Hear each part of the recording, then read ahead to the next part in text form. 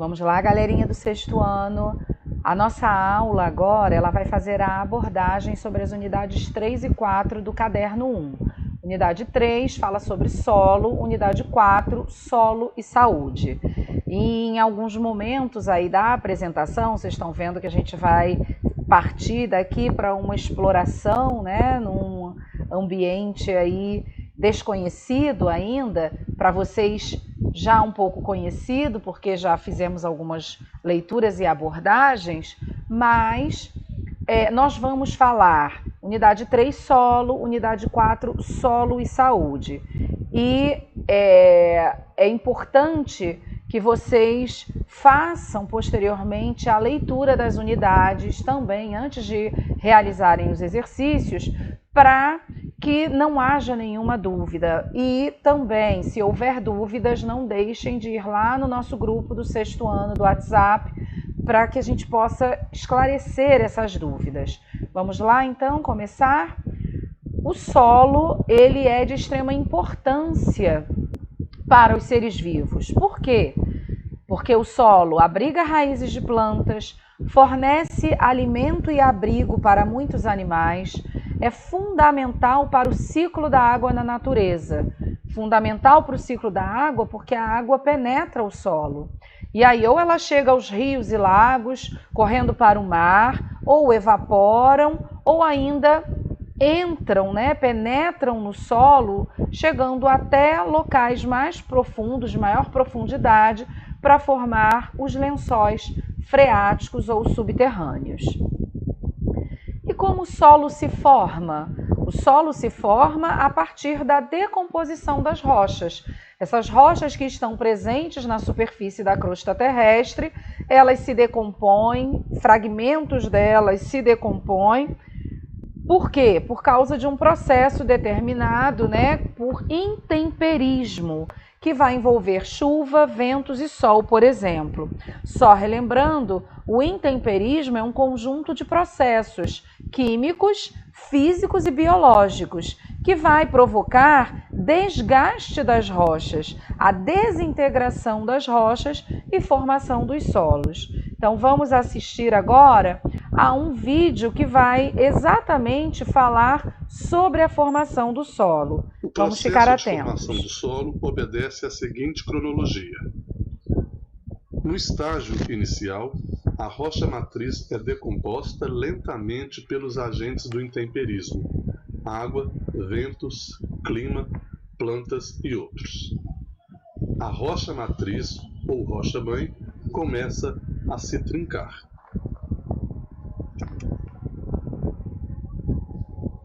No estágio seguinte, a rocha matriz começa a soltar as primeiras partes que vão se partindo em pedaços cada vez menores.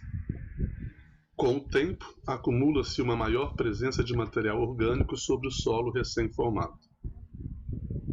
Os fragmentos de rochas continuam se quebrando em partes cada vez menores e a matéria orgânica vai se misturando a esse material, acumulando-se na parte superior do solo.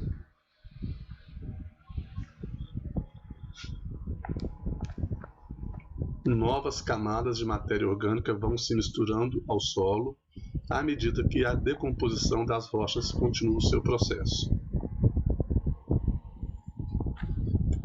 A matéria orgânica acumula-se na parte superior do solo, conforme podemos observar no esquema. Começa a surgir as primeiras vegetações.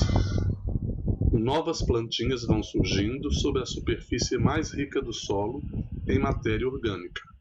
Com o solo mais consolidado, plantas maiores com raízes mais profundas começam a nascer.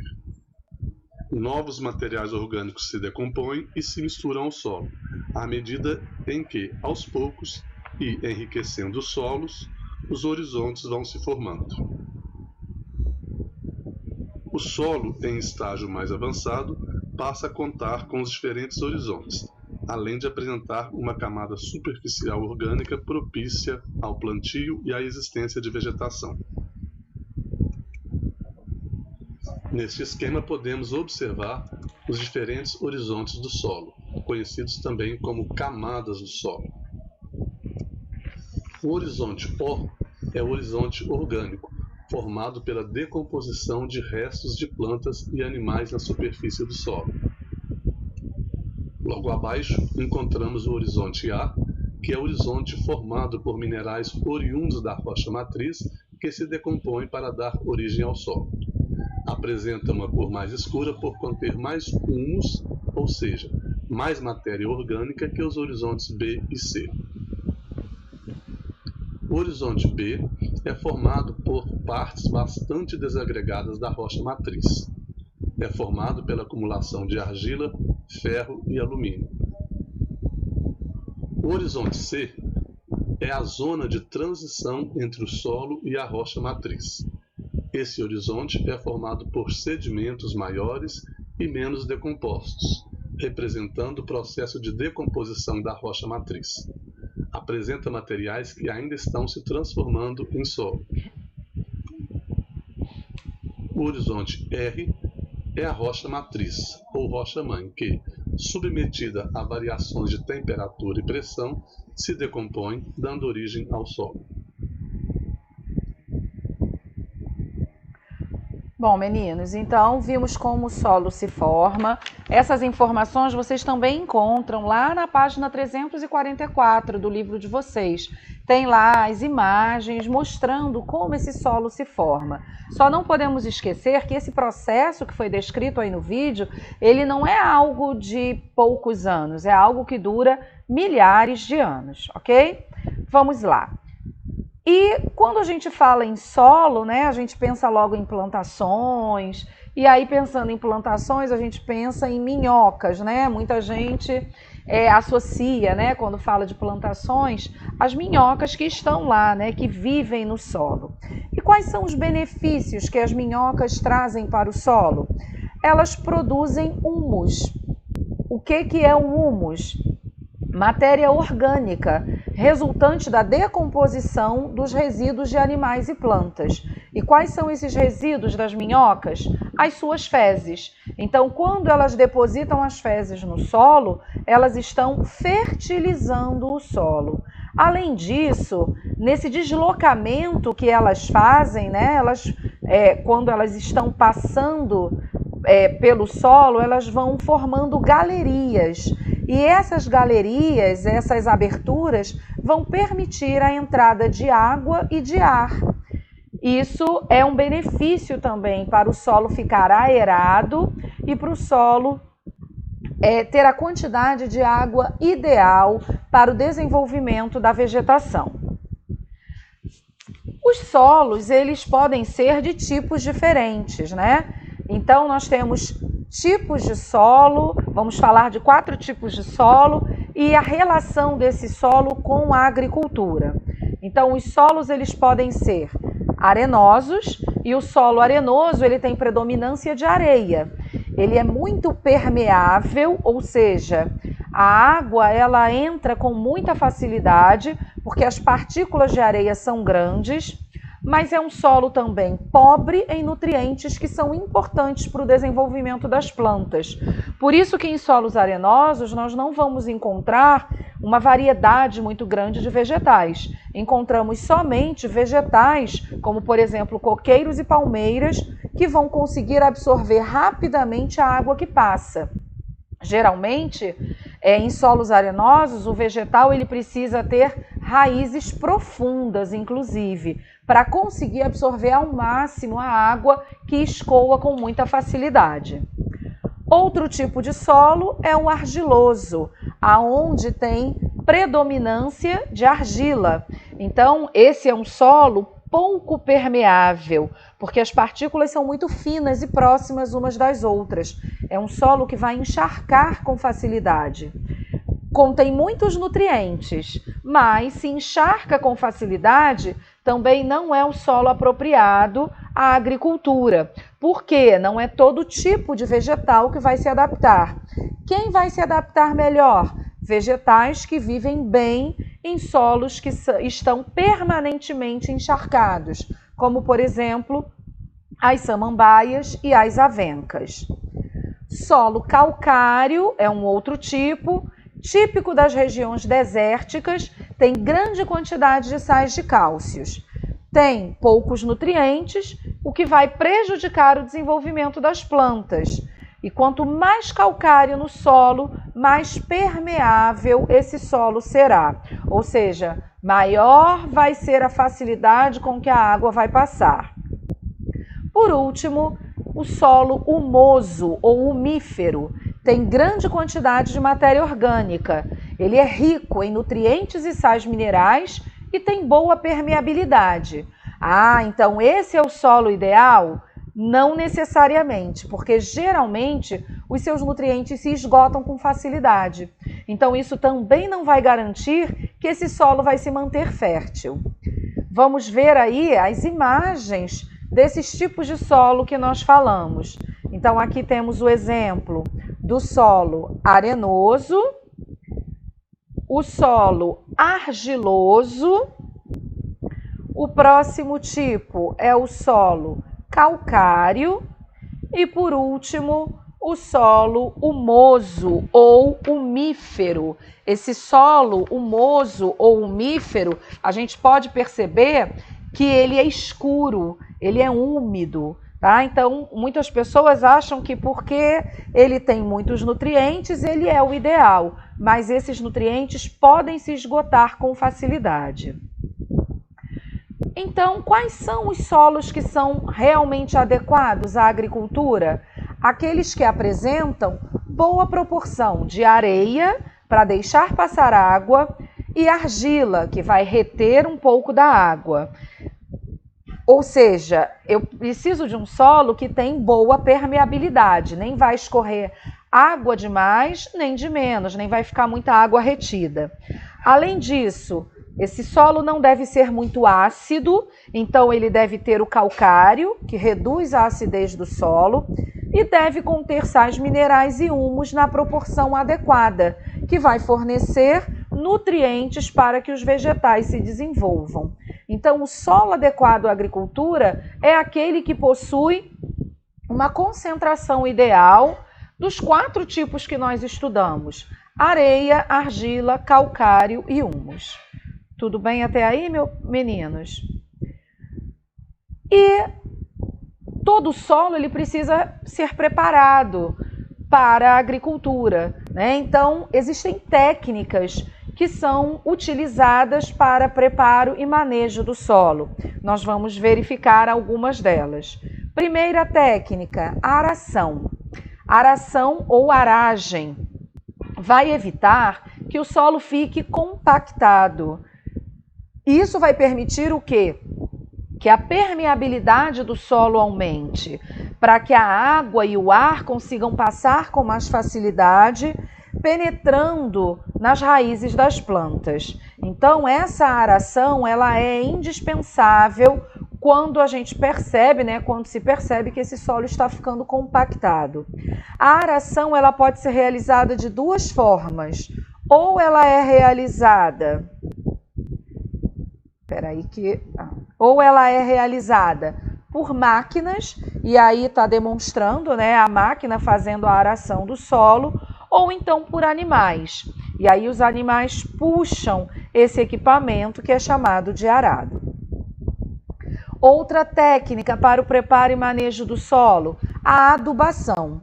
A adubação nada mais é do que repor matéria orgânica, ou seja, que provém de seres vivos, e inorgânica, que são os sais minerais, em solos que estão desgastados e que ficaram pobres em algum nutriente, ou então em solos que são naturalmente pouco férteis. Nós temos 2 tipos de adubação: adubação orgânica ou inorgânica. O adubo orgânico é aquele que é de origem animal ou então de origem vegetal, como, por exemplo, o esterco, as cascas de ovos, folhas, bagaços de cana, por exemplo, e outros. Aí a gente tem um exemplo de um adubo com borra de café. O adubo inorgânico eu também posso chamar de adubo mineral. Ele é uma mistura dos principais elementos químicos necessários às plantas, que são extraídos de minérios ou então produzidos industrialmente. um adubo químico, né, um adubo mineral que é muito conhecido, ele é chamado de NPK. Tá aí na imagem, são essas bolinhas. N de nitrogênio, P de fósforo, que é a representação desse elemento químico, e K é a representação do elemento químico potássio. Então, quando eu utilizo esse adubo inorgânico, chamado NPK, ele está composto por 3 minerais: nitrogênio, fósforo e potássio. E aí, falando de adubagem, a gente precisa lembrar da compostagem, que é um processo biológico de decomposição e reciclagem de matéria orgânica contida em restos de origem animal ou vegetal, formando um composto. Aí está a representação de um composto que está sendo tratado, está sendo feito dentro de casa, ok? Os compostos orgânicos, a compostagem, eles podem ser produzidos em casa. Outra técnica para o preparo e manejo do solo é o que a gente chama de rotação de culturas, que é o cultivo de plantas diferentes em períodos alternados, utilizando assim minerais de diferentes regiões, o que vai evitar o desgaste do solo. Aí a gente tem um exemplo de rotação de culturas, aonde o terreno foi dividido, né, em 4 partes, ou um mesmo terreno, onde a cada momento a gente vai fazer uma plantação diferenciada. E aí, se eu tenho aquele terreno dividido em 4 partes, eu tenho em uma parte, por exemplo, plantação de algodão, em outra soja, em outra pastagem e em outra soja.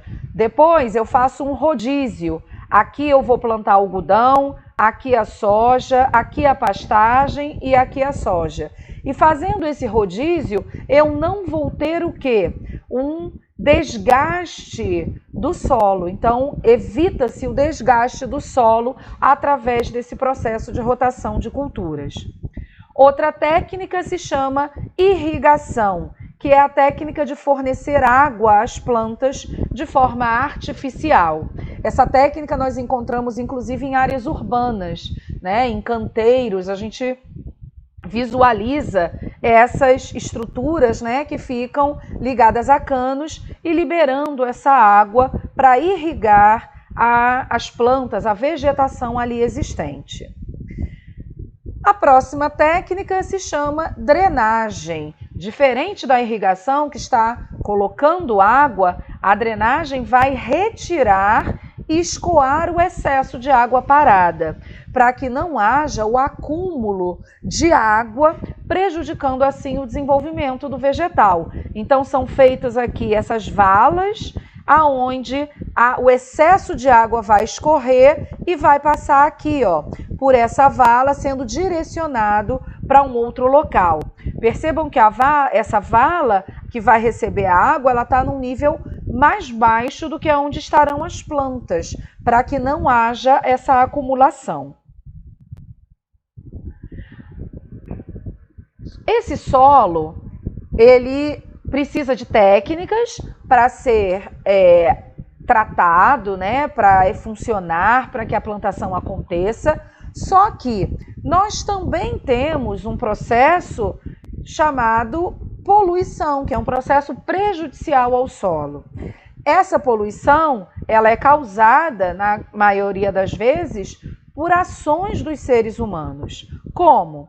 A poluição do solo, ela vai ser causada por substâncias que são capazes de provocar alterações significativas na composição natural do solo, acarretando assim graves problemas. Que tipo? Morte de animais, contaminação dos lençóis freáticos, contaminação de mares, rios e lagos, infertilidade do solo, o risco à saúde dos seres humanos, entre outros. E aí a gente tem aqui uma musiquinha para que haja uma maior conscientização do lugar de jogar lixo. Vamos ouvir?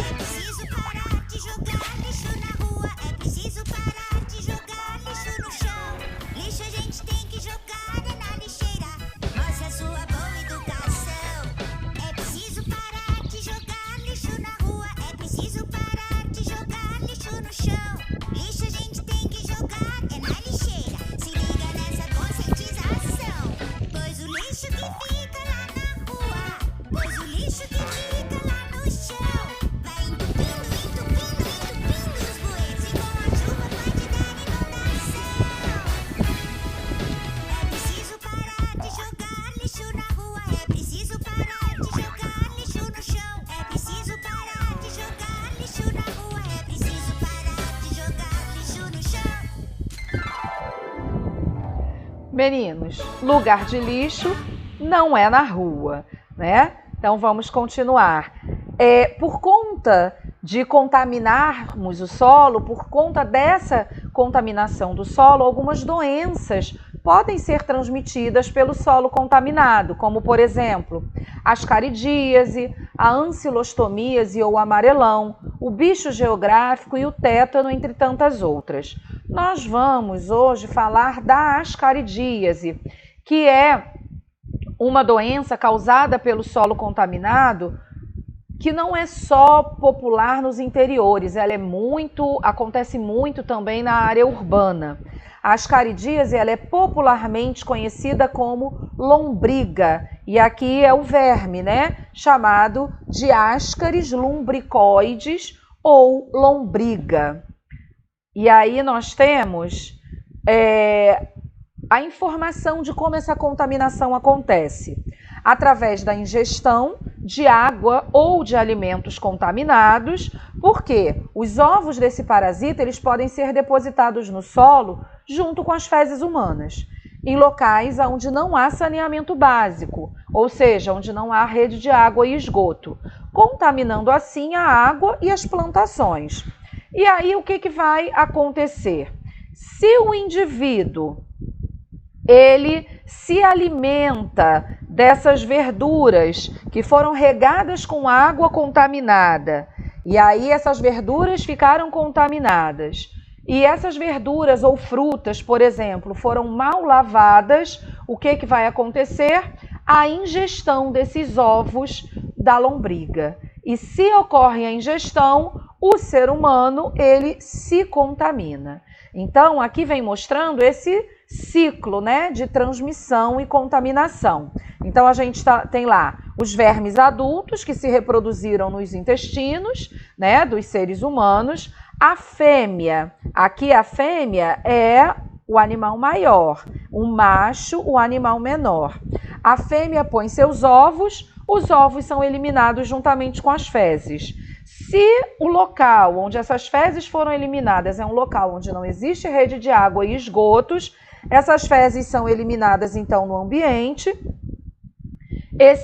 contendo esses ovos, né, de lombriga. Esses ovos contaminam a água que vai regar lá as verduras e frutas contaminam as verduras e frutas que, se não forem bem lavadas e ingeridas, tanto a água contaminada quanto as verduras e frutas, novamente contamina outros seres humanos. Então, assim vai se dar, meninos, esse processo de transmissão da lombriga, provocando aí essa doença causada como ascaridíase ou lombriga. Por hoje é só, pessoal. Espero que vocês tenham entendido tudo e não se esqueçam de agora ir lá para o final do vídeo, né, a parte abaixo do vídeo, que vem explicando, como eu já informei num outro vídeo, quais as atividades que vocês deverão realizar hoje, tá? Não deixem de realizar as atividades. Gente, eu espero que essas unidades tenham ficado bem compreendidas. Se vocês precisarem de alguma explicação, esse vídeo, eu coloquei o link lá no roteiro de aula para vocês poderem visualizar novamente, sem as minhas explicações, só o vídeo, ou então retornem a esse vídeo para visualizar. Espero que vocês tenham um bom momento aí de estudo, que compreendam, que se dediquem, porque a nossa próxima aula ela vai ser online. E aí nós vamos discutir esses assuntos e eu vou fazer algumas perguntinhas para vocês para ver se o estudo está sendo realmente efetuado. Por hoje é só e até a nossa próxima aula, pessoal. Bye, bye, galerinha!